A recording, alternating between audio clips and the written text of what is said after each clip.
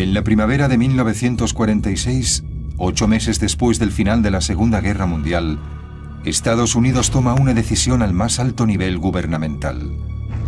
Envían al fondo del mar uno de los sistemas armamentísticos más avanzados de Japón para evitar que caiga en manos de la Unión Soviética.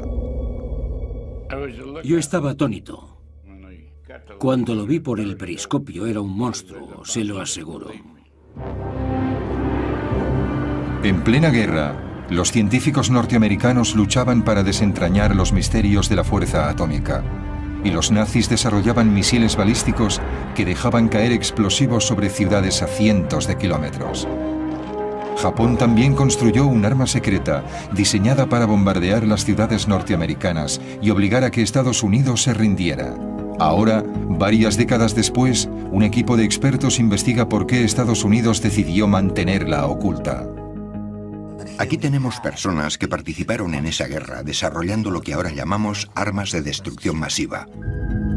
El arma secreta de Japón.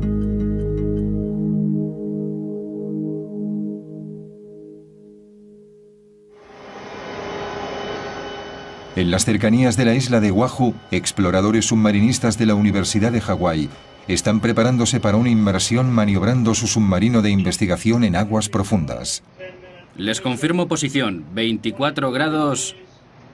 Están a unos 800 metros cuando descubren un naufragio de la Segunda Guerra Mundial del que se ha hablado a menudo, pero que nunca se había localizado. Un arma tan secreta que los norteamericanos no supieron de su existencia hasta el final de la guerra. Se han reunido 3 expertos para descifrar los secretos del programa japonés I-400. Podían rodear el Cabo de Hornos. Podían rodear el Cabo de Buena Esperanza. Son 59.500 kilómetros. Exacto, eso les daba una enorme cantidad de opciones estratégicas. Podían atacar en cualquier lugar del mundo. Era un sistema de armas global. La historia del secretísimo I-400 empieza poco después del mortal ataque de Japón a Pearl Harbor. Los japoneses atacan en diciembre de 1941 porque han visto que es una buena oportunidad. Sí. En esos momentos Japón tiene la marina más poderosa del Pacífico y se lanzan a ello. El arquitecto del ataque japonés de Pearl Harbor fue un almirante educado en Harvard, Isokoro Yamamoto. Su objetivo era conmover a Norteamérica con un golpe tan duro que la población civil se aterrorizara, se rindiera a Japón y pidiera la paz. Su ataque a Pearl Harbor consiguió hundir 5 acorazados, provocó daños en 3 destructores y varios barcos pequeños. Pero afortunadamente para los norteamericanos sus 3 portaaviones estaban en el mar el día del ataque. Fue el único error en el plan de guerra de los japoneses. También se equivocaron gravemente al pensar que Norteamérica no respondería al ataque.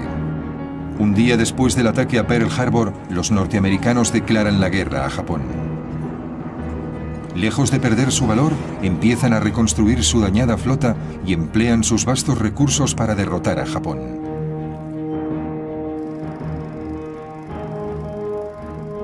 Si Japón quiere obligar a Estados Unidos a negociar, Yamamoto tiene que idear una forma de mantenerlos a la defensiva, desmoralizar a la población civil y hacer que la guerra sea demasiado costosa para que puedan luchar.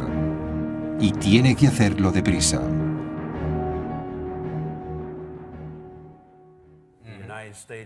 Las industrias de Estados Unidos empiezan a tomar parte de una guerra basada en la economía.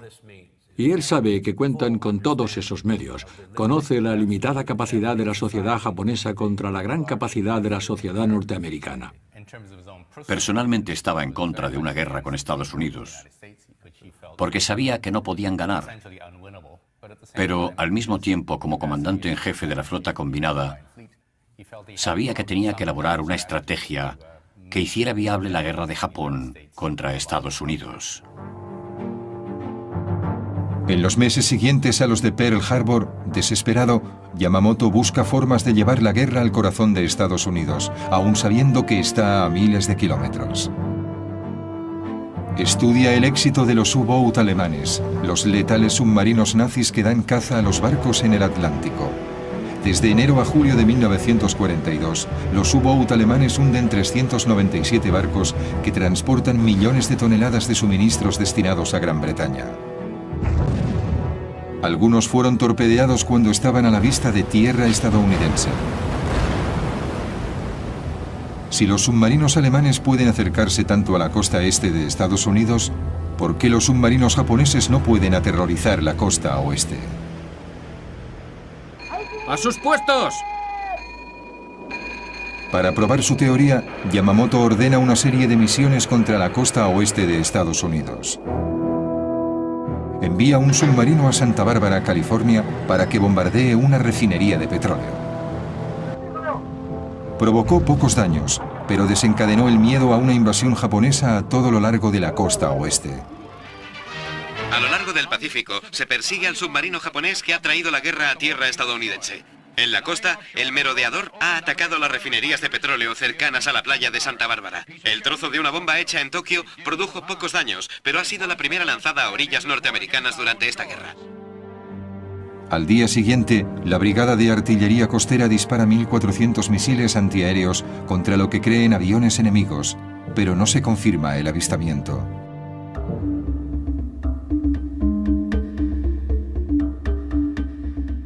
La exagerada reacción lleva a pensar a Yamamoto que una serie de ataques en suelo norteamericano puede tener un profundo impacto y tal vez impulse al pueblo a luchar. Pero para llevar a cabo este plan necesitará mucho más armamento del que puede contener un pequeño submarino.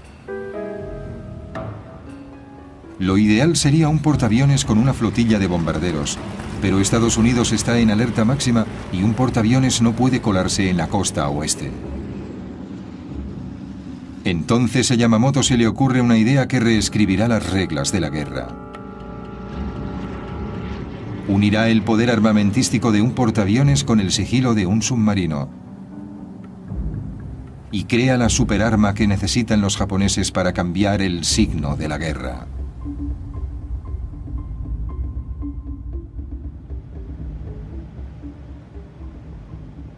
La idea de un submarino que transporte un avión no es nueva, pero solo para una misión específica, el reconocimiento.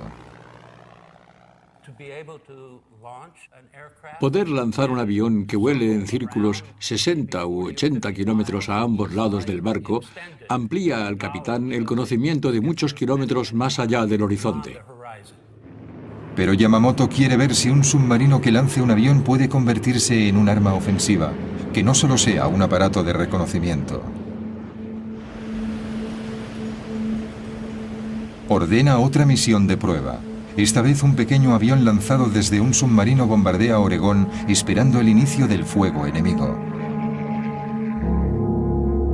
El ataque resulta fallido, pero la misión convence a Yamamoto de que un submarino puede pasar entre las defensas costeras y atacar a la inadvertida población civil.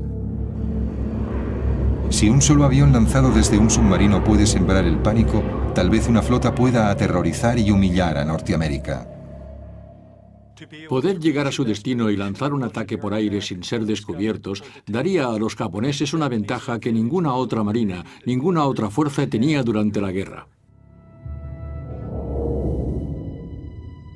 Yamamoto ordena a sus ingenieros que diseñen una flota de portaaviones submarinos que puedan cruzar el Pacífico sin ser detectados, desde donde lanzarán un escuadrón de bombarderos de alta tecnología que atacarán las ciudades de la costa oeste para desaparecer después sin dejar rastro, como los U-Boat germanos.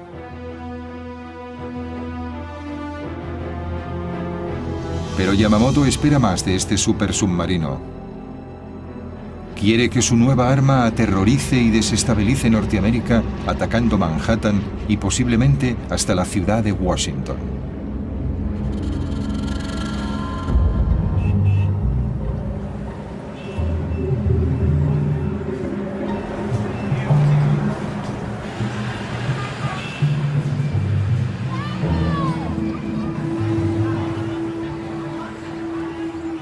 Yamamoto llama a este nuevo submarino sin precedentes I-400 y lo declara alto secreto.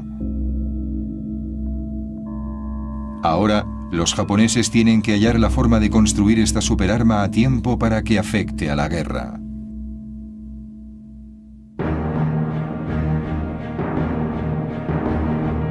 Mientras los japoneses trabajan en su plan maestro, Estados Unidos acelera los trabajos para un arma secreta propia, cuyo nombre en código es Proyecto Manhattan. La bomba atómica. Robert Oppenheimer, profesor de física de la Universidad de California, está al frente de las investigaciones. Oppenheimer reúne a los mejores ingenieros y físicos de la nación para resolver el enorme desafío técnico que supone dividir el átomo y crear un arma de destrucción masiva.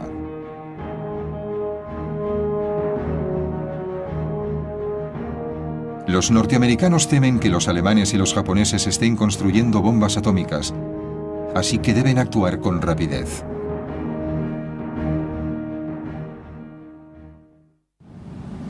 El submarino estándar de la época tiene forma de cigarro, con un casco cilíndrico de unos 100 metros de largo.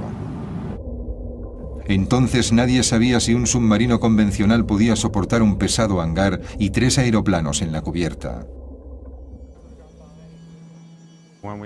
Cuando montemos esas piezas, tendremos la maqueta de un submarino que tiene las medidas a escala de un submarino 10 veces más largo que ancho. El doctor Harold Vincent, ingeniero oceánico de la Universidad de Rhode Island, construye un hangar a escala de la maqueta del submarino para ver qué ocurre. Este tubo representa el compartimiento estanco del hangar, los 3 aviones y las bombas que transportan.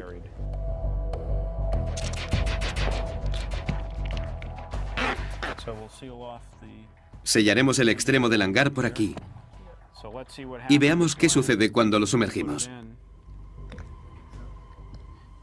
Vale. Se da la vuelta por el peso que lleva encima. Se da la vuelta y se hunde. Por lo tanto, tuvieron que idear otro método para transportar bajo el agua un hangar tan pesado con todos los aviones. Los diseñadores japoneses deben encontrar una forma de albergar los aviones sin poner en peligro el delicado equilibrio del submarino. Se necesita un hangar muy grande que empiece aquí a lo largo de la superestructura y que termine aquí. Hay que trasladar aquí el área de navegación, a un lado del barco y en la parte de arriba, que es mucho más amplia. Aquí están los grandes aviones y como no es suficientemente grande se necesita una cubierta de vuelo mucho más larga y por lo tanto un submarino mucho más grande. Esto es una transformación de todo el concepto del submarino. La guerra en el Pacífico no va como esperaban. Yamamoto ataca la flota norteamericana en Midway, una base clave en el Pacífico. Su objetivo es hundir los portaaviones que no estaban en Pearl Harbor. Si lo consigue, cree que puede asegurarse el dominio en el Pacífico. Durante 3 días de duros enfrentamientos, los bombarderos norteamericanos hunden los 4 portaaviones de Yamamoto. Es una derrota devastadora para Japón. Con la flota de portaaviones diezmada, la necesidad de un arma escurridiza que pueda transportar aviones sin ser detectada es crítica. Pero primero debe resolver el desafío técnico de construir un submarino que no zozobre. Pásalo alrededor y veamos qué ocurre. Y dan con una solución innovadora. Vamos a intentarlo con este diseño de casco doble.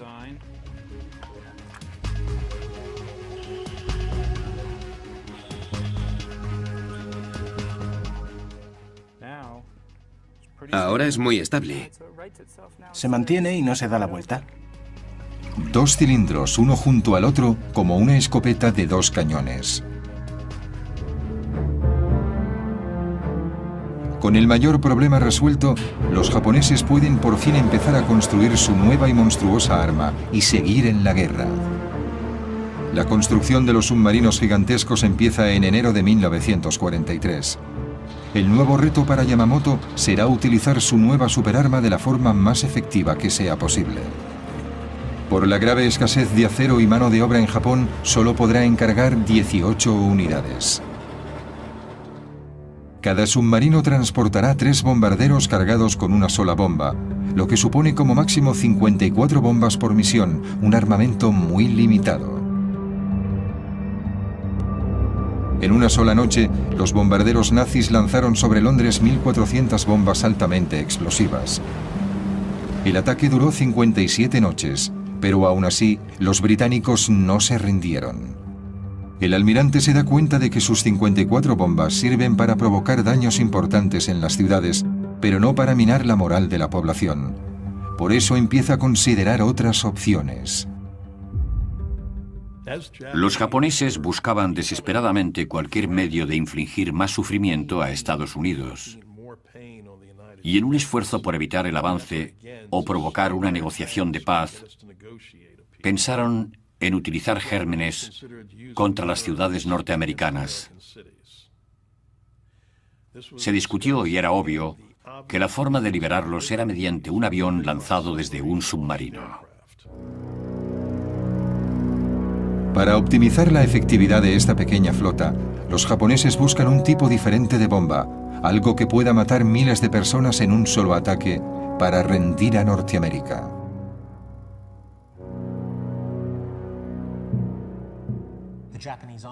El ejército japonés estaba fabricando ese tipo de armas en Manchuria en muy malas condiciones, por cierto, y parecía que la marina japonesa estaba interesada en usar bombas de Anthrax. Los elementos más radicales del ejército y de la marina abogaban por ese, diríamos, insano plan. Japón ya había demostrado su disposición a usar armas biológicas. El comandante Shiro Ishii del ejército imperial japonés mandaba la unidad 731, un programa encubierto para la guerra biológica y química que se había experimentado en civiles chinos desde 1930. En su laboratorio se criaba una plaga de moscas infectadas que liberaban en aldeas confiadas. Otras eran infectadas con anthrax y cólera. Mujeres y hombres eran infectados con enfermedades venéreas. Unos 200.000 chinos murieron como resultado de esos horribles experimentos. Algunos líderes militares japoneses protestaron por el uso de armas biológicas por razones humanitarias, pero sin duda, un arma de destrucción masiva lanzada en una ciudad de Estados Unidos causaría una gran cantidad de bajas y sería mucho más efectiva para sembrar el terror entre la población norteamericana que una bomba convencional.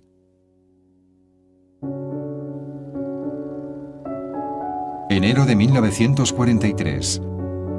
Mientras se está construyendo el primer I-400, la Marina también está construyendo un bombardero secreto que será transportado en un hangar estanco en la cubierta del submarino. El nuevo bombardero se llama Seiran, que significa tormenta en un hermoso día. Como su nombre indica, el avión aparecía de repente, como la niebla, transportado por un submarino que ascendería a la superficie cuando estuviera cerca del objetivo, moviéndose como un ninja. Por eso le llamaron Seiran. Es un nombre muy poético. El teniente Atsushi Asamura es el último piloto de élite superviviente del escuadrón Seiran. En una ceremonia sintoísta anual, tiene la oportunidad de honrar a sus camaradas desaparecidos. Recuerda la emoción de formar parte del proyecto secreto. Nos sorprendimos mucho cuando vimos el Seiran por primera vez. Pensé, ¿este avión se puede llevar en un submarino? Creo que pocas personas sabían del Seiran, incluso en la Marina japonesa. Las pruebas y los experimentos se hacían muy secretamente. El recién diseñado Seiran será una importante incorporación al arsenal aéreo japonés. Con una bomba de 800 kilos y un motor de 1.400 caballos, alcanza una velocidad máxima de casi 500 kilómetros por hora. Pero los diseñadores del avión japonés se enfrentan a otro reto. Aunque el I-400 es más ancho que cualquier otro submarino de la época, el hangar montado en la cubierta solo tiene un diámetro de 3,5 metros. Este es el hangar del I-400 en el que tiene que caber este avión. Y aquí tenemos una vista frontal del Seirán. A la misma escala. A la misma escala. Vaya. El fuselaje cabe aquí, pero las alas y la cola no caben. Es evidente. Para solucionarlo, los japoneses diseñan unas alas parecidas a las del Grumman Hellcat, el caza más potente de la flota estadounidense transportado en portaaviones. Para minimizar el tamaño de los aviones y almacenarlos bajo las cubiertas, las alas de los Hellcat giran 90 grados y se doblan sobre el fuselaje. Los diseñadores del Seirán llevan la idea un paso más allá. La cola y los estabilizadores horizontales se doblan para reducir la altura. Haciendo todo eso cabe perfectamente. Precisamente. Es impresionante. Pero a los diseñadores japoneses les queda otro problema por resolver. Una vez el submarino llega a su destino, cada uno de los motores del Seirán tardan 20 minutos en calentarse antes del lanzamiento. Encender los motores en el hangar mientras el submarino está sumergido expondría a la tripulación a los letales humos del monóxido de carbono. Pero calentar los motores con el submarino en la superficie los expone a los radares y los ataques aéreos. Si los japoneses no encuentran una solución, su submarino portaaviones morirá en el agua. En un pequeño aeropuerto de Connecticut, Craig McBurney investiga los retos que presentaban los motores de alto rendimiento de los cazas durante la Segunda Guerra Mundial. Este es su proyecto: un extraño motor de 28 cilindros de un Corsair con base en un submarino de guerra de Estados Unidos. Es más grande que el motor del Seirán, pero comparten el mismo problema. Voy a ponerlo en marcha. ¡En marcha! Va muy despacio. Apágalo. A veces el motor ni siquiera se pone en marcha. No me gusta el sonido que tiene. Lo intentan otra vez y el motor toma velocidad, pero necesita 20 minutos para calentarse totalmente. Para la tripulación japonesa del I-400, este tiempo de espera puede suponer un desastre. Ya veis lo espeso que es el aceite, y se debe a que no se ha calentado. Ya sabéis lo justas que son las tolerancias en el interior del motor de un avión, y hay una significativa diferencia si se bombea el aceite espeso y pesado a través del motor. Depende de la viscosidad del aceite frío del motor. Pero, ¿y si se precalienta el aceite? Este es el mismo aceite que se ha calentado en el precalentador. Es casi como agua. Hay una gran diferencia. Los ingenieros navales japoneses hallan una inteligente solución: un depósito aparte para calentar el aceite del motor. El aceite caliente está siempre a punto para bombearlo a los cilindros y las válvulas. Es la misma tecnología que McBurney usa en el motor del Corsair. Dentro de este contenedor tenemos el depósito principal de aceite que alimenta el motor. Y también hemos instalado un depósito con un calentador. ¿Encendido? ¡En marcha! Así se pone en marcha inmediatamente. ¡Perfecto!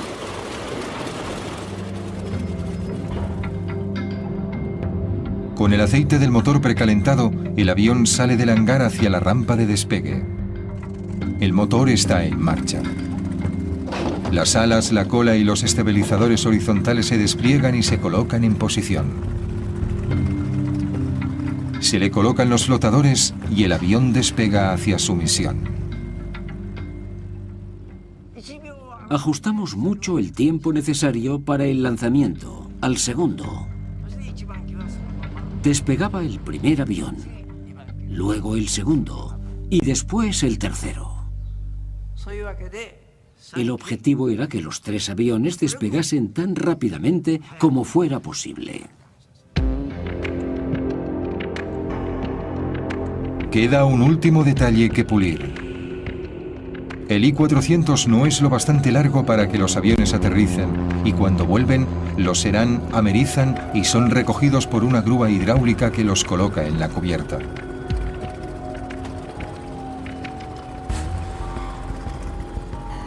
Resueltos los problemas de ingeniería, parece que el programa I-400 marcha a toda vela.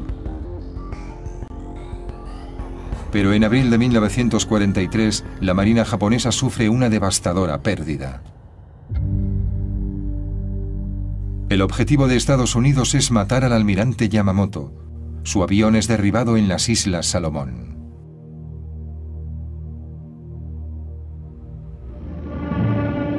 Con la desaparición del visionario creador del I-400, el programa queda en el atolladero. El pedido de 18 submarinos se rebaja a solo 9 unidades. Después de la muerte de Yamamoto pasa 1 año y medio antes de que su innovadora arma sea una realidad. Diciembre de 1944. Por fin se termina el primer I-400. Unos meses después está listo otro submarino. Los grandes submarinos transportan 3 hidroaviones bombarderos en un hangar de 31 metros de largo. Una catapulta de aire comprimido lanza los aviones, incluso en mares embravecidos.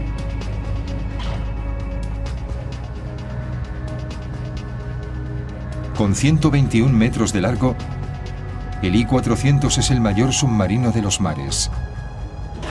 Además, va fuertemente armado. En la cubierta de popa lleva un cañón de 140 milímetros, uno de los más grandes montados en un submarino.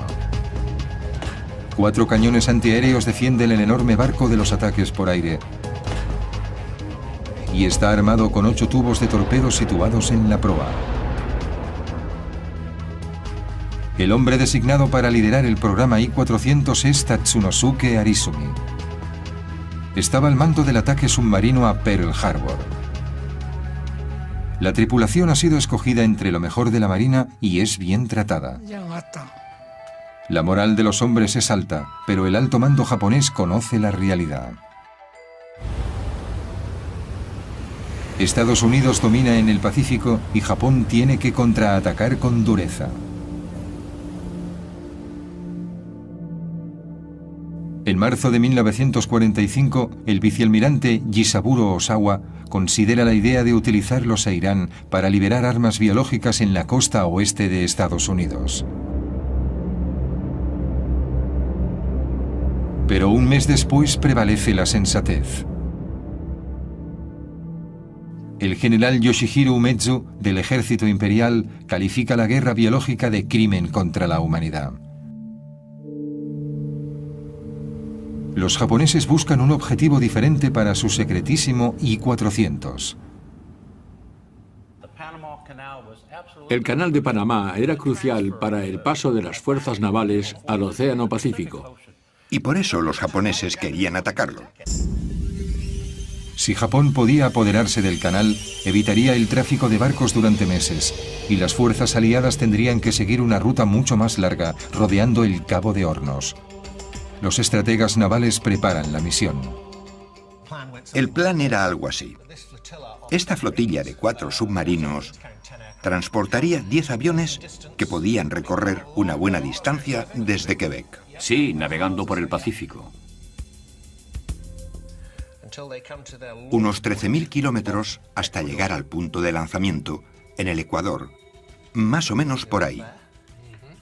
Luego emergerían y lanzarían sus 6 aviones lo más deprisa que pudiesen. Y para sorprender totalmente al enemigo, llegarían de distintas direcciones. Volarían sobre Colombia, girarían bruscamente y de repente. Y luego, tal vez, descenderían a un nivel bajo, enfilarían el canal y atacarían por el extremo norte a estas compuertas. La misión sería extremadamente peligrosa para la flota y la tripulación de los I-400. Los submarinos tenían que hacer el viaje hasta el Canal de Panamá por aguas enemigas. En el verano de 1945, el Pacífico era un lago norteamericano y eso suponía que era relativamente difícil que cualquier barco enemigo entrara en el área del Canal de Panamá. Aunque los submarinos llegaran sanos y salvos a su destino, Las esclusas del Canal de Panamá estaban muy vigiladas y armadas con cañones antiaéreos. Una opción era bombardear desde una gran altitud, pero eso presentaba otros problemas. Las esclusas y los muros eran estructuras de hormigón reforzado con acero de 2 o 2,5 metros de espesor. Desde 4.000 metros de altura apenas habrían visto el canal. Las posibilidades de acertar un blanco como ese eran muy pocas. Con solo 6 aviones con una bomba cada uno no había margen de error. Se les ocurrió un plan radical para asegurar el éxito del ataque. En aquellos momentos, las misiones aéreas japonesas eran llevadas a cabo por los kamikaze, misiones solo de ida, y el plan era hacer lo mismo aquí. Dada la escasez de recursos en la época, Japón no tenía más alternativa que los kamikaze.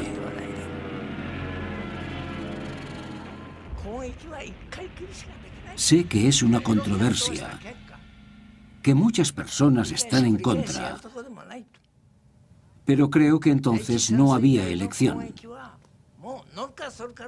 Sabíamos que probablemente no dieran en el blanco, incluso con varias bombas. Así que la única opción eran los kamikaze. Mientras la tripulación del I-400 se entrena para su misión en el Canal de Panamá, el proyecto Manhattan también se prepara para la suya. Un comité ha hecho una lista de posibles blancos para su bomba atómica. Hiroshima es una de las 5 ciudades recomendadas. Mientras cada país se esfuerza por contar con su arma secreta en la guerra, las fuerzas aliadas invaden la isla de Okinawa, a 1.500 kilómetros de Tokio. Una brutal lucha de 82 días acaba con la vida de 100.000 soldados japoneses y se destruyen miles de aviones y barcos de guerra. Parece inevitable que los norteamericanos invadan Japón y el vicealmirante Osawa vuelve a cambiar la misión de los I-400. El nuevo objetivo es el atolón de Ulithi. La enorme flota estadounidense lo utiliza como plataforma para la invasión de Japón. Ulithi era la base ideal para las unidades que atacaron Okinawa y tal vez para las que serían enviadas a la confrontación final en tierra. Seguramente desde allí también se enviaban los suministros. En la foto se veían varios portaaviones norteamericanos. El cuartel general nos ordenó atacar a todos los que pudiésemos. El plan es para los 2 supersubmarinos, el I-400 y su gemelo, el I-401, y 2 submarinos más pequeños, que salen desde Japón por separado. Luego se encontrarán en un lugar predeterminado. Antes del amanecer del 17 de agosto, Seis e Irán se lanzarán en un ataque kamikaze. Para aumentar las posibilidades de éxito, Arizumi ordena a la tripulación que enmascaren los bombarderos con distintivos norteamericanos, violando flagrantemente las reglas comunes de guerra. Los propios pilotos pusieron objeciones a pintar los aviones con los colores norteamericanos. Pensaban que era deshonroso, estaban dispuestos a morir y sabían que no regresarían. La misión estaba plagada de problemas. De camino a Ulithi, un buque de guerra estadounidense hunde uno de los submarinos pequeños. Mueren los 140 tripulantes.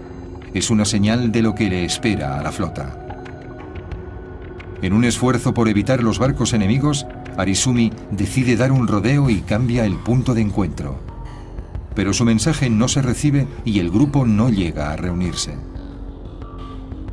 Mientras el I-400 y el I-401 revisan su plan de ataque, la radio emite una sorprendente noticia.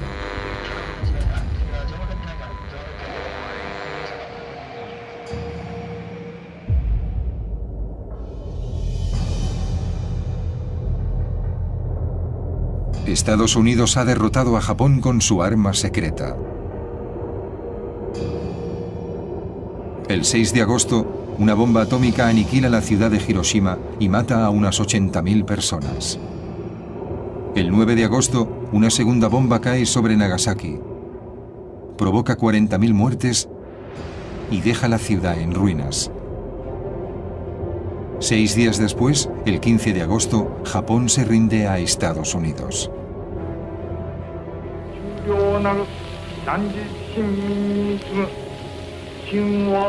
El emperador Hirohito se dirige por radio a la nación y pide a su pueblo que resistan lo irresistible, que sufran lo insufrible.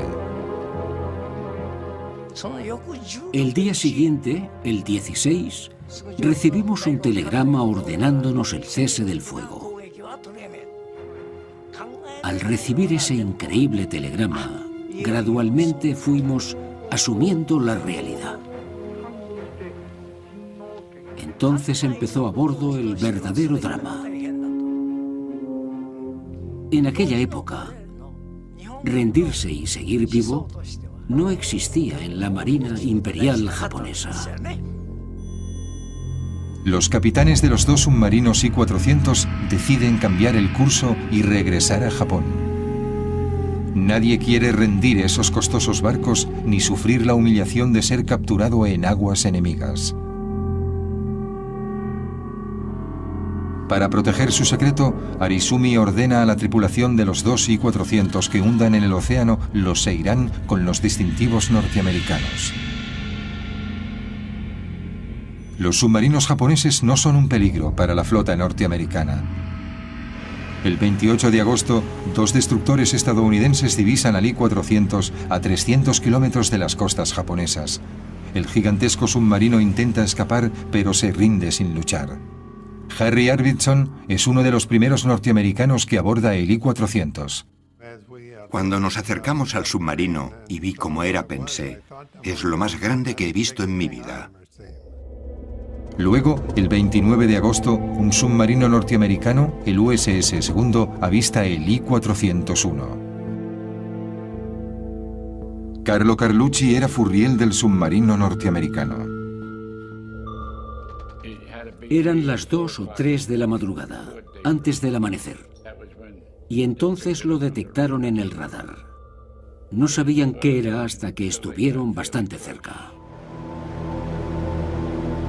Tsuji Oyata era un joven marinero del supersubmarino japonés. No queríamos rendir aquel magnífico barco a Estados Unidos. Pensamos que era una vergüenza que lo capturaran. Aunque la guerra ha terminado, los norteamericanos no saben cómo reaccionarán los japoneses. La situación era confusa. No sabías qué pasaría. No sabíamos si dispararían o no.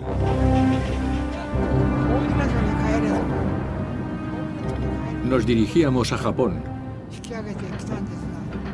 pero decidimos evitar que los norteamericanos se apoderaran del submarino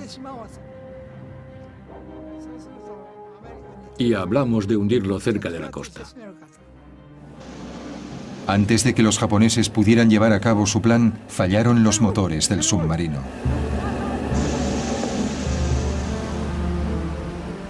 El segundo hizo señales al enorme submarino para que se rindiera, pero Arizumi se negó. Pasaron varias tensas horas con las armas del segundo apuntando al I-401. Muneo Bando recuerda la captura.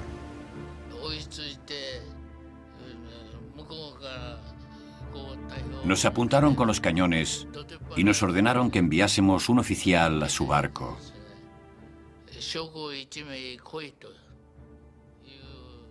Dijimos, ¿qué quieren? ¿Que enviemos a alguien? Envíennos a alguien.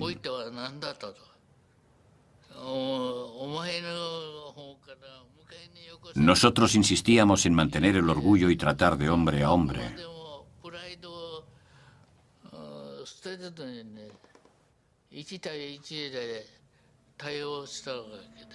Bando habla algo de inglés y lo envían a negociar con los norteamericanos.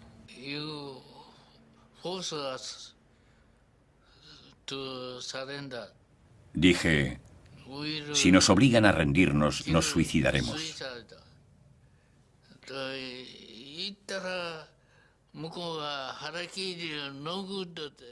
Me contestaron, el harakiri no es bueno.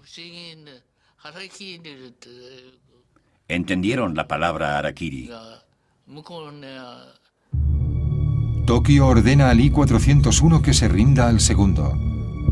Finalmente Arizumi asume lo inevitable y se iza la bandera negra, la señal internacional de rendición. Pero para el comandante Arizumi, la humillación de la derrota es demasiado grande. Fui a tomarme una taza de café y me senté un rato. Oí un fuerte bang. Se había suicidado. El capitán y yo entramos corriendo y vimos que se había quitado la vida. El capitán dijo, finalmente lo ha hecho.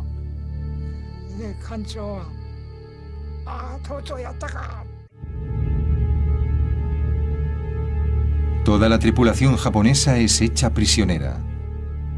Marineros, pilotos y personal auxiliar. Oficiales submarinistas norteamericanos toman el control del gigantesco submarino. Enseguida se percatan de que están en un barco que no tiene nada que ver con los que han visto hasta ahora. Uno de los primeros norteamericanos que abordan el I-401 es un joven marinero llamado Paul Whitmer. Inmediatamente descubre el inusual doble casco del diseño. Entramos en la sala de máquinas y había una puerta a una sala contigua. ¿Qué demonios es esto? Echamos un vistazo y vimos que había otro juego de motores. Había dos salas de máquinas, a babor y a estribor. Descubrimos que tenía dos cascos, era como dos submarinos, uno al lado del otro. La tripulación japonesa permanece a bordo y solo hay 6 norteamericanos al mando. Yo llevaba una 45, todos llevábamos una 45 y una buena cantidad de balas en el bolsillo de mi chaqueta. Si hubiera tenido que usarlas, habría disparado. Había mucha tensión. Nadie confiaba en nadie. No sabíamos qué esperar. Podrían habernos reducido porque nos superaban en número y si hubieran decidido hundir el barco no habríamos podido evitarlo. Los norteamericanos dejan las escotillas abiertas para evitar que los japoneses sumerjan el submarino y arrastren con ellos al fondo a los marineros estadounidenses. Con el paso de las horas se relaja la tensión entre los antiguos enemigos. Ahora tienen un objetivo común: manejar el submarino y volver sanos y salvos a Tokio. En la sala de máquinas aprendimos a comunicarnos con los japoneses. Tenían que enseñarnos y nosotros a ellos. Necesitábamos conocer algunas palabras para describir el motor. Era una forma de comunicación de escuela elemental. E intentábamos aprender sus signos y su vocabulario. ¿Cómo se llama esto? ¿Cómo se llama eso? Después de dejar a la tripulación japonesa en su país, la Marina decide llevar a Estados Unidos los inusuales barcos para estudiarlos. En diciembre de 1945 salen de Japón hacia Pearl Harbor. Los submarinos capturados llegan poco antes del día de Año Nuevo de 1946. La Marina de Estados Unidos no pierde el tiempo e inspecciona y estudia todos los detalles del diseño de los supersubmarinos.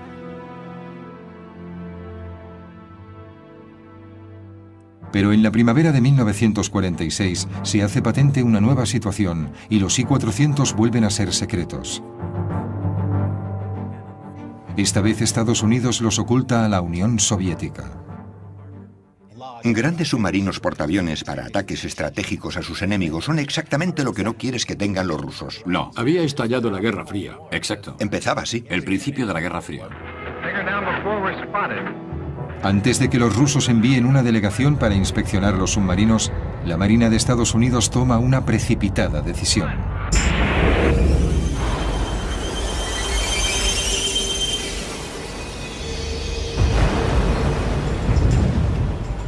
El 31 de mayo de 1946 hunden el I-401 en las costas de Pearl Harbor.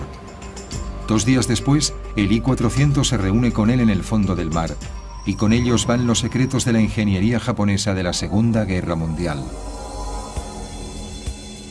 Nadie conocerá todo su potencial.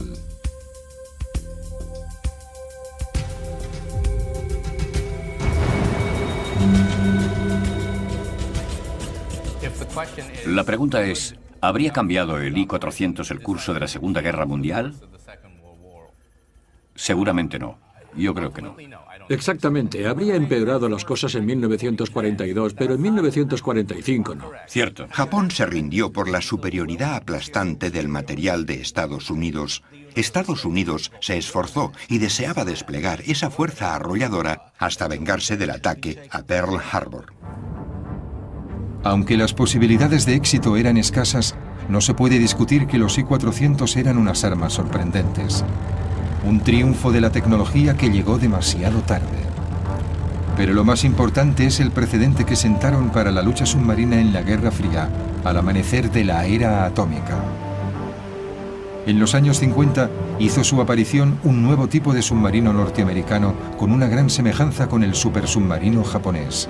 La clase Regulus, con hangar sobre la cubierta para el lanzamiento de misiles en vez de aviones, abriendo el camino a los submarinos portamisiles que son el centro del moderno arsenal nuclear. Yo no creo que nadie pensara en submarinos que pudieran atacar ciudades enemigas. Y esa idea la vemos hoy en las armas nucleares primarias de Estados Unidos, Francia, Gran Bretaña e incluso de Rusia. Misiles con cabeza nuclear que pueden ser lanzados desde submarinos contra ciudades enemigas. Convirtiendo los submarinos en armas ofensivas contra la población civil, los I-400 cambiaron para siempre la forma de luchar en las guerras.